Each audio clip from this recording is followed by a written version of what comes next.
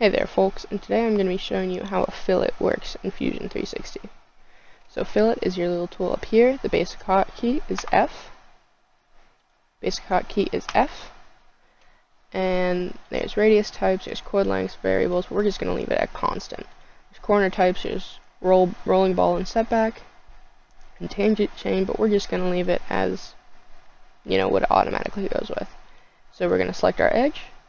And as you can see, it kind of rounds things off. You can make them kind of not as round, you can make them completely shallow. And so we're just going to leave it at that midpoint there, and it'll go down until you hit about the maximum radius that your shape can go through.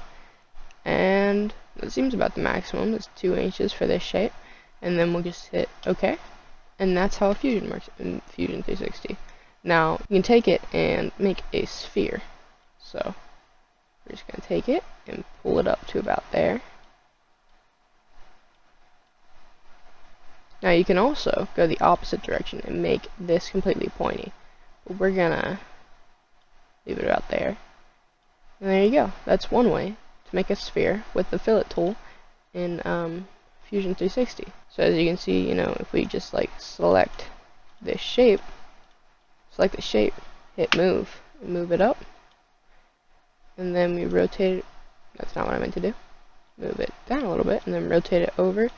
It's almost a completely round sphere.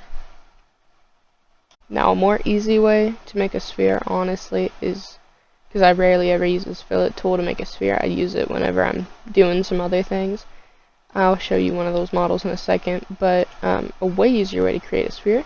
So go down here, hit this little sphere tool, select your plane, and there you go. It's a much easier, much rounder sphere, perfectly round. You don't have these little notches in it, and that's a much easier way to do it.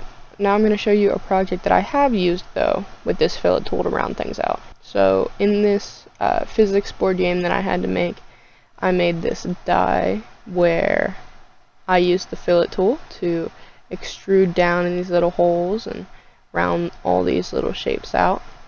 And then on my player piece as well, I used this fillet to hollow out these eyes a little bit and make it rounder and softer around these edges. So there's definitely uses to fillet tools, but if you're going to make spheres, use that. I mean, honestly, I probably should have just used the sphere tool to make these, but I didn't know that it existed at the time. And even these, I should have just used the sphere tool, but I didn't know that it existed. Because I could have taken the sphere tool here. So I'm just going to create another cylinder, or not a cylinder, a sphere. Make it tiny. And then we're going to move this up and over, and we're going to have it cut through this guy here, if I can line it up properly. See? And then we can go in here into combine with this one and cut.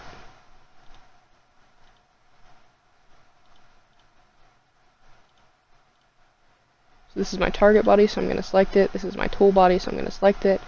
And we're just going to cut through. And it makes a perfect little notch in there. Now, if I knew that the sphere tool existed at the time of making those board game pieces, I probably would have used it, because it would have been a whole lot quicker, and it took way longer to model all of these individually. But, you figure it out eventually. So yeah, that's how to make a basic sphere, and how to use the fillet tool in Fusion 360.